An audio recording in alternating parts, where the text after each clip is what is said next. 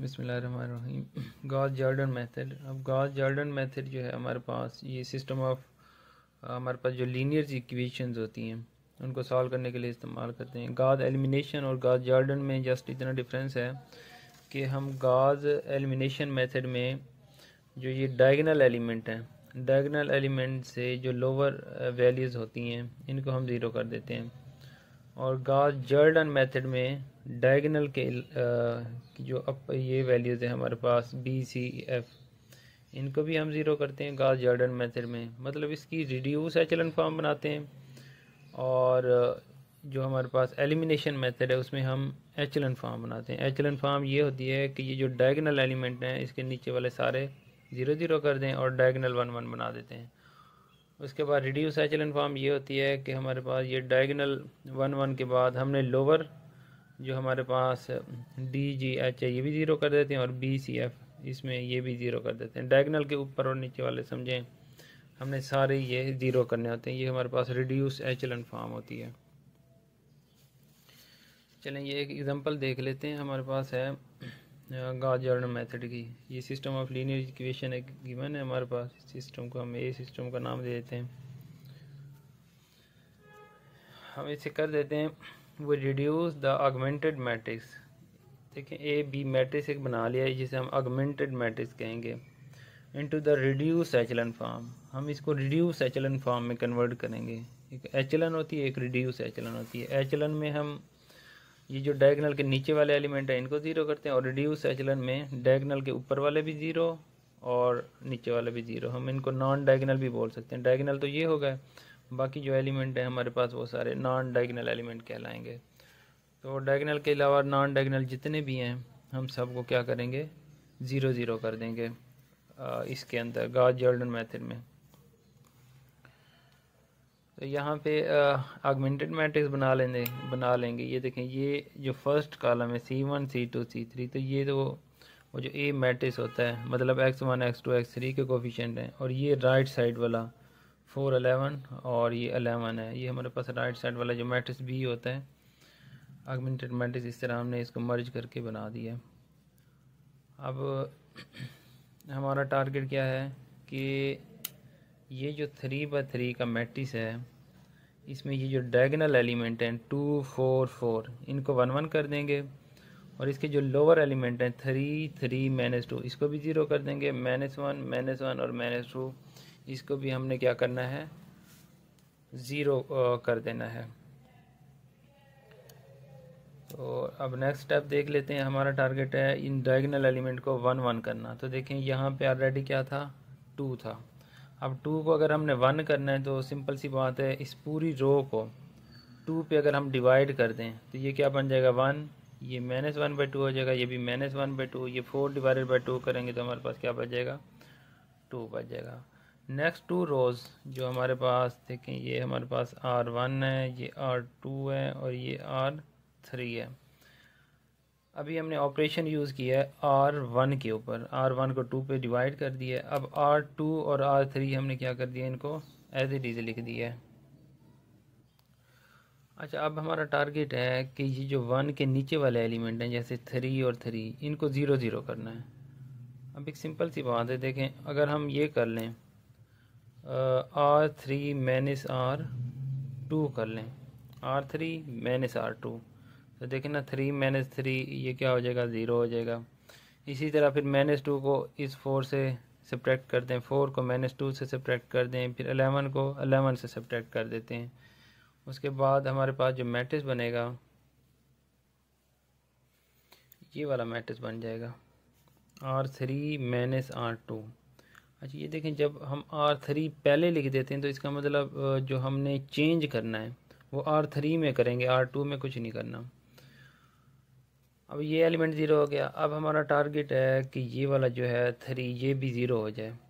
तो इसके लिए अगर हम ये ऑपरेशन यूज़ कर लें R2 माइनस 3 R1, ये सिंपल सी बात है।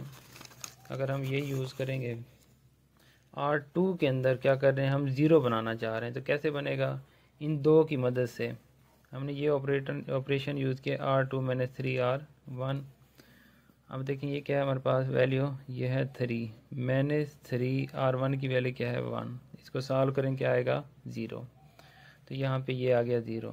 अब ये है हमारे पास 4 और 2 का एलिमेंट 4 आ गया, -3 और 1 का एलिमेंट क्या आएगा -1/2। इसको अगर हम सिंप्लीफाई करें तो ये 4 माइनस माइनस प्लस हो जाएगा 3/2। अब इसको अगर हम सॉल्व करते हैं तो ये कितना, इनका एलसीएम लें तो ये 11/2 बन जाएगा। यहाँ पे ये 11/2 लिख दिया है। उसके बाद ये है हमारे पास R2 का एलिमेंट -2, और ये यहाँ पे जो हमने फार्मूला बनाया 3 और 1 की वैल्यू क्या है -1/2। ये -2 माइनस माइनस प्लस हो जाएगा 3/2। अब अगर हम इनको सिंप्लीफाई करें, इनका एलसीएम ले लें, एलसीएम इसका क्या आ जाएगा 2 आ जाएगा, -4 + 3 तो ये -1/2 आ जाएगा। यहाँ पे -1/2 कर दिया है। सिमिलरली अगर हम 5 - 3 इंटू R1 की वैल्यू 2 पुट कर दें तो ये 5 - 6 = -1 आ जाएगा। इसी तरह ये हमारे पास सेकंड रो बन जाएगी। अब R3 में हमने क्या चेंज किया है, R3 को हमने -1/6 से क्या कर दिया है, डिवाइड कर दिया है। मतलब ये कि हम जस्ट इसको R3 को मल्टीप्लाई कर रहे हैं कि इसके साथ -1/6 के साथ। देखिए ना -6 है, हमने फार्मूला ये बनाया है इसका -1/6 R3 -1/6 R3 की वैल्यू क्या है, ये तो 0 0 ही रहेगा यहाँ पे। ये है -6 माइनस माइनस प्लस हो जाएगा, ये से कट जाएगा, यहाँ पे क्या आ जाएगा 1। इसी तरह मतलब ये है, सिंपल सी बात है, R3 डिवाइडेड बाय हम 6 कर रहे हैं और यहाँ इसको मैंने से मल्टीप्लाई भी कर रहे हैं, तो आप लोगों के पास ये थर्ड रो अब हमारे पास ये वाली बन जाएगी। अच्छा, अब हमने ये किया है क्योंकि हमारा टारगेट होता है कि यहाँ डायगोनल एलिमेंट जो है ना वो 1 1 होने चाहिए। ये क्या है 11/2। अगर हम इन दो रोज़ को चेंज कर देते हैं, R2 को और R3 को, यहाँ पे इंटरचेंज किया है R2 और R3 को इंटरचेंज करेंगे तो R2 की जगह R3 लिख दें और R3 की जगह R2 लिख दें, तो हमारे पास देखें ये जो थर्ड रो थी इसको शिफ्ट कर दिया है R2 की जगह, और R2 जो थी उसको हमने R3 पे ले आए हैं। अब नेक्स्ट जो हमारा टारगेट है कि 1 के बाद सारे क्या होने चाहिए 0 0। अब इस 1 के बाद भी ये क्या होना चाहिए, हमारे पास 0 होना चाहिए। तो अब हम 1 के बाद इसको 0 बनाना चाह रहे हैं, तो ये कब 0 बनेगा, इसके लिए ये कर लेते हैं, एक इक्वेशन ये बना लें। अच्छा, एचलन क्यों, और ये हम बना रहे हैं रिड्यूस एचलन फॉर्म। तो 1 के बाद 0, फिर इधर 1 के बाद यहाँ के ऊपर एलिमेंट 0 होंगे, नीचे भी 0 होंगे, और यहाँ जो एलिमेंट बनेगा उसको 1 बनाना है। 1 के बाद ऊपर वाले सारे 0 करने हैं। तो यहाँ पे अगर हम ये ऑपरेशन यूज़ कर लें R1 के अंदर, देखिए अब हम इसको 0 बनाना चाह रहे हैं जी। 1 के ऊपर -1/2 है ना, इसको हमने बनाना है 0। इसको 0 करने के लिए हमने R1 + R2 डिवाइडेड बाय 2 कर दिया है। एक तो सिंपल आप लोग वैसे ही इनमें वैल्यूज़ पुट करके कर सकते हैं, इस तरह ये कैलकुलेटर से भी कर सकते हैं इनको। अगर हम इस वेरिएबल को x का नाम दे दें और इसको y का नाम दे दें, तो यहाँ पे एक शेप बना लेते हैं। ये हमारे पास फ्रिक्शन आ जाएगी। यहाँ पे अल्फ़ा प्रेस करके हम x लिख लेते हैं डिवाइडेड बाय, बल्कि यहाँ ऊपर अगर y लिखा है तो यहाँ पे हम y मेंशन कर देते हैं। ये फ्रैक्शन आ गई, ऊपर हम अल्फ़ा प्रेस करके यहाँ y कर देते हैं डिवाइडेड बाय, ये है हमारे पास 2, यहाँ 2 कर देते हैं जमा, और इसको हम x का नाम दे देते हैं। अल्फ़ा प्रेस करके यहाँ पे हम क्या कर देते हैं x कर देते हैं। अब देखें हम किस में चेंज कर रहे हैं, R1 + R2 डिवाइडेड बाय 2 कर रहे हैं ताकि ये 0 हो जाए। अब R1 में देखें क्या चेंज आता है, मतलब ये जो आ रहा है 1 0 -1 2, ये कैसे आएगा, अगर यहाँ हम क्लिक करते हैं 1 पुट कर दें, दोनों वैल्यूज़ मांगेगा x और y की, तो आप लोगों ने R1 की देनी है और R2 की देनी है। तो हमारे पास पहली वैल्यू हमने दे दी, वो है हमारे पास 1, सॉरी, जब क्लिक करेंगे तो ये x मांगेगा। x की जगह आप लोगों ने क्या पुट कर देना है, क्योंकि x हमारे पास R1 है। R1 की जगह क्या है, मतलब रो 1 जो है ये है 1, यहाँ 1 पुट कर दें। अब वो क्लिक दोबारा करें तो y मांगेगा हमसे, यहाँ पे y क्या पुट कर दें, 0 पुट कर दें। अब इसको अगर हमने इक्वल कर दिया है, इसको इक्वल करेंगे तो इसका आंसर जो आएगा ना वो क्या आएगा, 1 आएगा। देखें ना, R1 है हमारे पास 1, यहाँ 1 पुट करें प्लस R2 वैसे क्या है 0 है, तो 0 प्लस 1 तो वैसे ही 1 रहेगा, ये बल्कि इधर आ जाएंगे। अब ये वाली टर्म है हमारे पास R1 की, और R1 की वैल्यू क्या है, R1 है हमारे पास x, मतलब x हमने क्या रखना है, -1/2। यहाँ क्लिक करें, अगर वो पहले y मांग रहा है तो हम y की जगह क्या पुट कर देते हैं, 1 पुट कर देते हैं। उसके बाद दोबारा क्लिक करें, इक्वल कर लें, फिर क्लिक करें। अच्छा, अब x मांग रहा है तो x की वैल्यू हम पुट कर देते हैं -1/2। अब ये देखें इसका क्या आ गया है, 0। तो यहाँ पे ये 1 आ गया, यहाँ पे 0 आ गया। अब ये -1 कैसे आया, ये देखें, जब इसको हम क्लिक करेंगे तो देखें वो फिर पहली वैल्यू मांग रहा है y की है हमारे पास, इसमें देख लें y की वैल्यू है -1, तो अब वो x की मांग रहा है। x की वैल्यू क्या है, -1/2, तो ये क्या आ रहा है हमारे पास, -1। तो ये देखें थर्ड वैल्यू क्या है हमारे पास, -1 है। उसके बाद जब R1 की वैल्यू क्या है हमारे पास, 2 है, R2 वैसे 0 है, तो यहाँ पे क्या रहेगा हमारे पास, 2 ही रहेगा। इस तरह भी कर सकते हैं, अगर सिंपल वे में करना चाहते हैं, अगर कैलकुलेटर नहीं यूज़ करना तब भी कर सकते हैं। ये R1 + R2/2, तो यहाँ पे देख लें R1 की वैल्यू है यहाँ पे 1 + R2 की क्या है, 0/2, तो ये ओवरऑल आंसर क्या आएगा, 0। अब इसी तरह -1/2 R1 की वैल्यू प्लस R2 की वैल्यू क्या है हमारे पास, R2 की वैल्यू है हमारे पास 1 और डिवाइडेड बाय क्या है, 2। ये कट के क्या हो जाएगा, 0, दोनों एक माइनस के साथ एक प्लस के साथ।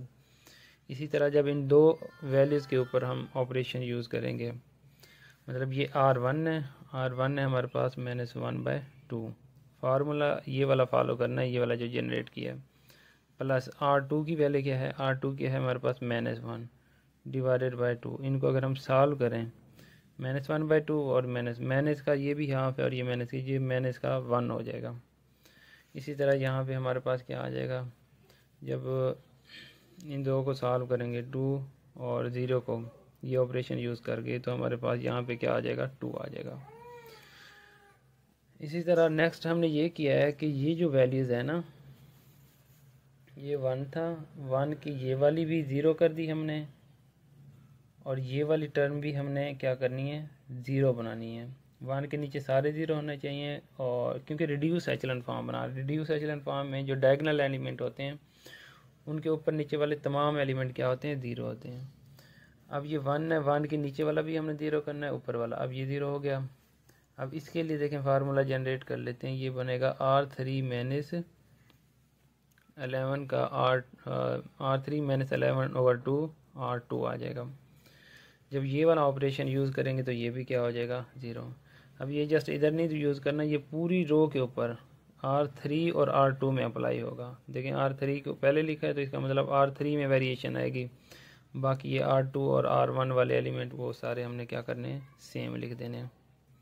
यहाँ पे दो ऑपरेशन यूज़ किए हैं, R1 और R2, और इसी तरह फिर R3 और R2 के अंदर यूज़ किए हैं। तो ये 1 के ऊपर नीचे सारे 0 हो गए। अब हमारा टारगेट है ये जो 5 है ये 1 हो जाए, इसके ऊपर वाले एलिमेंट सारे क्या हो जाएं, 0 हो जाएं।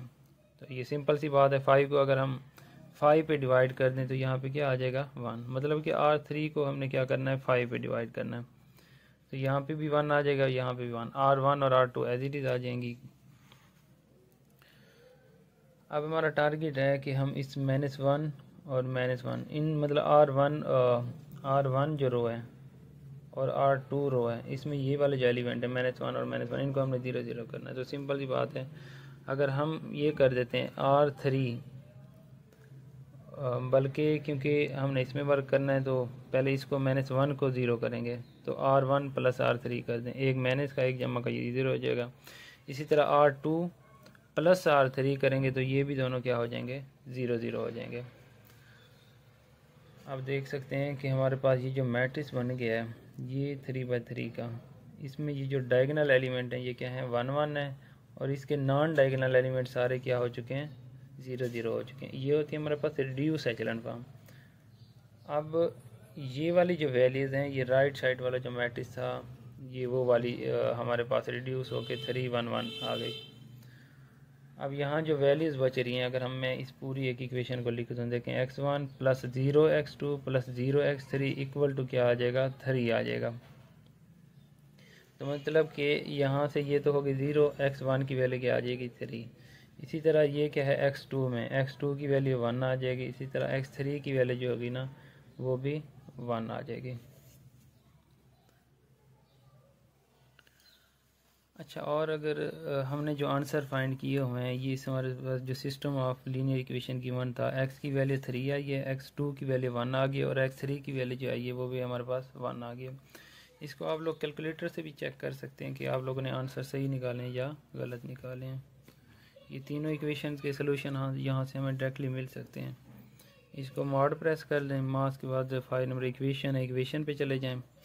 अब ये जो सेकंड नंबर पे हमारे पास है, यहाँ पे 2 नंबर पे इक्वेशन, इसको टाइप कर लें। तो यहाँ पे 3 रोज़ आ गए हैं, इनके कोफिशिएंट पुट करें। जैसे हमारे पास 2 करके इक्वल पुट कर दें, ये रो में लिखे, जब फिर -1 इक्वल कर दें, फिर -1 इसको इक्वल कर दें। अच्छा, उसके बाद सेकंड रो पे आ जाएं, बल्कि एक वैल्यू रहती है हमारे पास, यहाँ तक लिख दिया, 4 भी लिखना है, यहाँ 4 करके इक्वल कर दें। अब सेकंड रो पे आ गए हम, अब 3 पुट कर देंगे, 3 पुट करके इक्वल, फिर 4 पुट करके इक्वल, फिर -2 इक्वल कर दें, फिर 11 हमने ये भी क्या कर दिया, इक्वल कर दिया इसको। अब थर्ड रो के अंदर जो कोफिशिएंट है वो पुट कर दें, 3 आ जाएगा, -2 आ जाएगा, और +2 4 आ जाएगा। उसके बाद क्या है, 11 आ जाएगा। अब देखिए हम इनके आंसर चेक कर लेते हैं इक्वल करके कि जो हमने आंसर यहाँ फाइंड किए या वही आते हैं या कुछ और आते हैं। तो यहाँ पे इक्वल कर दें, ये देखें x की वैल्यू है हमारे पास, यहाँ पे x की वैल्यू आ रही है 3।